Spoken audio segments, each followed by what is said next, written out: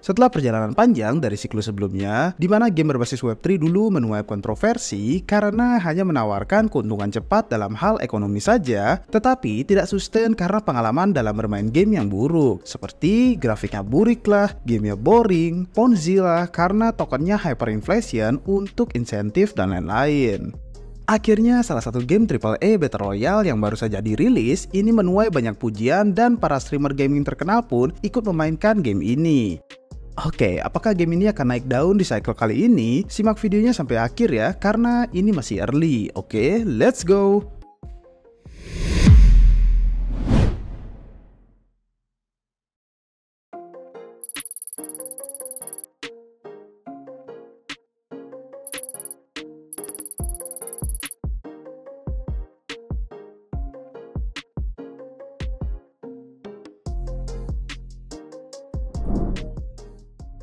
Apa itu Off the Grid? Setelah 5 tahun pengembangan, pada 8 Oktober lalu, game Off the Grid atau OTG dari Godzilla akhirnya bisa dicoba dalam fase Early Access. Ini jadi game Web3 berkualitas AAA pertama yang dirilis untuk PC dan juga konsol. OTG mendapatkan pendanaan lebih dari 100 juta dolar dan dikerjakan oleh tim yang kini sudah lebih dari 340 orang. OTG berusaha keras untuk mengangkat standar game Web3 dibantu dengan arahan dari Neil Blomkamp, sutradara film District 9, dan naskah oleh Richard Morgan dari Altered Carbon. OTG ingin memberikan pengalaman bermain yang lebih seru dibanding game Web3 lainnya yang mungkin kebanyakan dari kalian sudah tahu ya. Game ini berlatar di Teardrop Island yang dimana merupakan peta Battle Royale terbesar yang pernah ada. OTG menggabungkan aksi player versus player cepat dengan elemen player versus environment yang menarik, termasuk kampanye naratif gratis selama 60 jam. Pemain bisa menjelajah dunia sci-fi yang gelap dengan menggunakan anggota tubuh cybernetik, gerakan udara keren, dan sistem loot berbasis ekstraksi untuk mendapatkan item berharga di dalam game. Semua item nanti akan tercatat di blockchain, jadi ada transparansi dan bisa diperdagangkan antar pemain. Integrasi blockchain di OTG dirancang agar mudah digunakan, jadi pemain bisa menikmati game tanpa harus pusing dengan urusan tentang kripto. Guns Chain, wallet, dan marketplace jadi bagian penting dari ekosistem Web3 ini. Sementara itu, Technocore adalah sebuah game casual untuk mobile yang dibuat agar pemain tetap terhubung dengan dunia OTG saat tidak bermain di desktop ataupun konsol. Yang pastinya dibalut dengan cerita yang menarik, gameplay inovatif, dan ekonomi on-chain yang jelas. OTG jadi salah satu peluang terbaik untuk menjangkau pemain biasa dari Web2 dalam siklus kali ini. Fondasi yang kuat. Membuat game AAA seperti Off the Grid butuh banyak waktu dan juga uang. Dan game ini sudah dikembangkan selama lebih dari 5 tahun, di mana tim di balik OTG juga cukup besar. Dengan lebih dari 340 orang untuk membuat game yang rumit ini, ya meskipun begitu, jumlah ini masih lebih kecil dibandingkan franchise besar seperti Call of Duty yang bisa melibatkan sampai 3.000 orang. Godzilla Games telah mengumpulkan lebih dari 100 juta dolar dari pendanaan investor seperti Republic Capital, Delphi Venture, Avalanche, dan Griffin Gaming Partners. Nah, dana ini digunakan untuk mengembangkan sisi OTG, mulai dari pengembangan grafis, animasi, dan dunia game yang luas. Namun, tetap saja itu belum ada apa-apanya ya dibandingkan dengan anggaran besar dari game Web2 lainnya. Contoh yang paling besar ada GTA 6 di mana mencapai angka 2 miliar dolar. Tim di balik OTG sudah berpengalaman juga ya guys. Banyak yang sebelumnya bekerja di Warface. Salah satu pendiri Godzilla juga memimpin aplikasi matchmaking yang memfasilitasi banyak pertandingan setiap harinya. Nah, dari pengalaman ini memberi mereka pemahaman yang baik tentang cara meningkatkan pengalaman bermain dari gamer. Setelah lebih dari 5 tahun, OTG jadi contoh menarik dalam game Web3 karena menggabungkan teknologi blockchain dengan standar game yang mainstream. Banyak game Web3 yang kesulitan untuk berkembang karena kurangnya polesan atau konten di dalamnya, tapi Godzilla berhasil menghadirkan pengalaman AAA dengan integrasi blockchain yang sangat sederhana.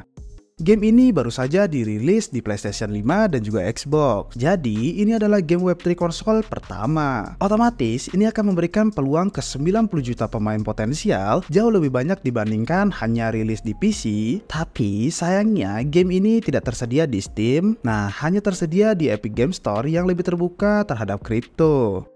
Peluncuran OTG di konsol jadi hal yang positif untuk ranah game Web3. Meski banyak judul AAA lainnya seperti Illuvium dan Star Atlas, tampaknya mereka sudah kehilangan daya tarik sejak tahun 2022. Merilis game AAA datang dengan banyak tantangan pastinya ya, dan bahkan perusahaan besar seperti Ubisoft kesulitan merilis game sukses dalam 5 tahun terakhir ini. Gameplay of the Grid. Nah, ini kan yang kalian nanti-nantikan.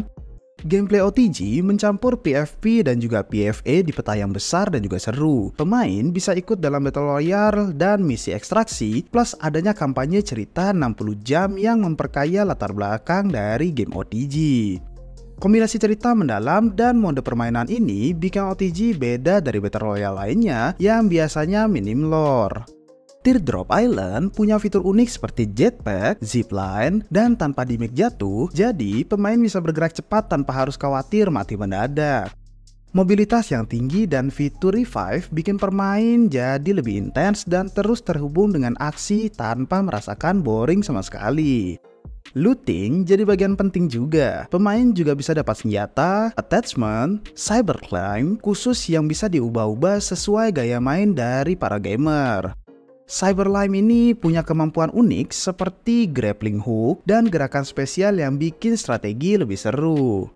Technocore adalah game mobile pendamping OTG di mana pemain bisa kumpulkan item menggunakan drone untuk ditukar dengan senjata dan kosmetik di pasar Guns. Nah, hal ini membuat game lebih terhubung dan bisa dinikmati di mobile juga, otomatis menambah lapisan pengalaman dari Web3.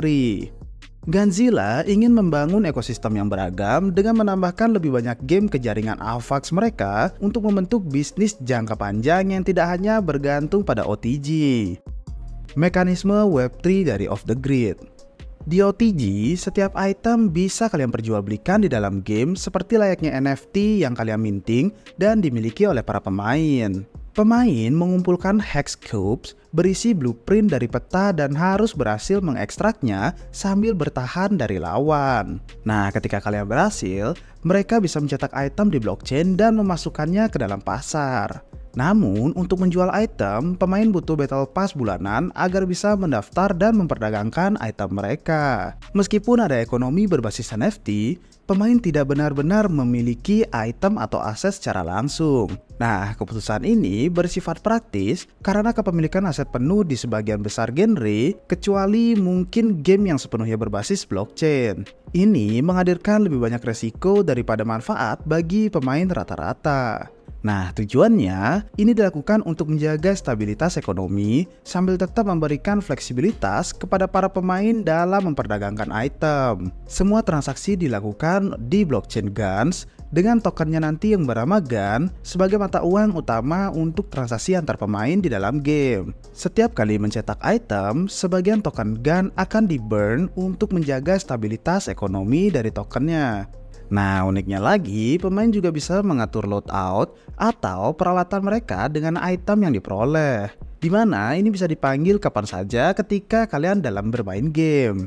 Ekonomi OTG sangat mirip dengan ekonomi skin Counter-Strike yang besar ya guys, yang dimana bernilai sekitar 32 miliar dolar di antara tahun 2019 dan tahun 2023. Ini berdasarkan sepenuhnya pada perdagangan aset antar pemain. Tapi perbedaan kuncinya adalah bahwa semua aset dalam permainan di OTG dilacak di blockchain, termasuk Battle Pass juga, yang dimana ini untuk menunjukkan kesehatan dari metode monetisasi utama permainan. Kesuksesan ekonomi ini bergantung pada tim pengembang yang terus merilis item menarik di dalam game, karena tanpa konten baru, pasar bisa saja mati setelah semua pemain punya item favoritnya masing-masing. Aktivitas transaksi di blockchain Guns cukup tinggi, terutama saat akhir pekan dan juga hari peluncurannya kemarin, di mana ada lonjakan transaksi yang sangat signifikan. Namun, aktivitasnya belum sebesar blockchain besar lainnya, jadi pengembang harus terus perlu mengupayakan konten baru agar ekonomi di dalam game tetap hidup. Pada awal Oktober kemarin, Gans memiliki sekitar 3,5 juta dompet, yang dimana 1,1 juta dompetnya itu baru dalam 2 hari terakhir saja. Dengan volume transaksi biasanya berkisar sekitar 130.000 pada hari kerja, yang dimana lebih dominan sepi ya guys, bukan di weekend. Review dari pemain. Respon terhadap OTG sangat positif sejauh ini. Kolaborasi streaming antara Ninja dan juga tim The Tatman menarik lebih dari 500.000 penonton. Sementara Dr. Disrespect streaming selama lebih dari 5 jam dengan 510.000 tayangan. Nah, ketika 2 hari setelah rilis, OTG berhasil masuk ke 3 besar game paling banyak disiarkan di Twitch dengan 3.200 streamer dan ada selebihnya 110.000 penonton. Jumlah transaksi di blockchain Gans otomatis meningkat sangat pesat dengan 2,1 juta transaksi pada 10 Oktober dan 1,1 juta dompet baru dalam 2 hari terakhirnya, yang dimana ini menunjukkan respon positif dari komunitas menjelang akhir pekan. Sejumlah streamer terkenal lainnya seperti Ludwig dan favorit saya pribadi yaitu Shroud juga mulai membagikan konten OTG di channel mereka. Otomatis game ini semakin dikenal di kalangan gamer Web2 lainnya. Nah, sejauh ini responnya masih positif, meskipun ada beberapa keluhan terkait optimasi di perangkat yang low end. Peluncuran awal OTG khususnya di konsol terbilang lancar dengan hanya ada sedikit bug. Di PC, game ini berjalan sangat baik untuk perangkat dengan spesifikasi yang tinggi, meskipun masih membutuhkan beberapa optimasi. Pengintegrasian blockchain yang hampir tidak terlihat oleh pemain Web2 membuat game ini diterima dengan baik di kalangan gamer. Kontras dengan reaksi negatif terhadap game blockchain lainnya. Kesuksesan peluncuran dari OTG ini mungkin akan menjadi patokan baru bagi game Web3 lainnya. Dengan cara blockchain yang lebih tersembunyi dan peluncuran game yang jauh sebelum item NFT bisa diperdagangkan. Tantangan utama dari OTG. Setelah peluncuran yang sukses, tantangan nyata untuk OTG baru saja dimulai. Game ini harus bersaing dengan nama-nama besar seperti Call of Duty, Fortnite, Valorant, yang dimana punya basis pemain yang loyal dan anggaran yang lebih besar. Apalagi OTG kemarin rilis tepat 2 minggu sebelum Call of Duty Black Ops 6 dirilis.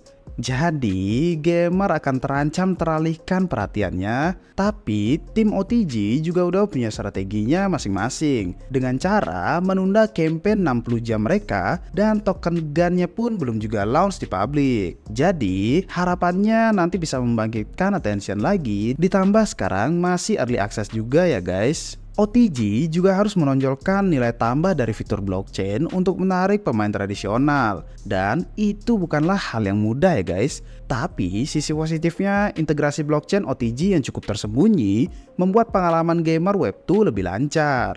Namun, ini juga berarti tim harus lebih berhati-hati mengelola spekulasi atau penimbun item dan pengaruh ekonomi blockchain terhadap game. Kuncinya, komunikasi yang jelas dan desain sistem yang matang sangat penting agar fitur Web3 memberikan nilai positif tanpa mengganggu pemain dalam pengalaman mereka. Oke guys, segitu aja untuk konten hari ini. Gimana nih menurut kalian? Apakah Off The Grid bisa mengundang adopsi massal untuk Web3 dari pasar gamer? Atau menurut kalian ada game Web3 yang menarik lainnya? Coba deh kalian share di kolom komentar ya guys. Oke, sekian aja untuk video hari ini. Sampai jumpa di video-video selanjutnya. Cheers!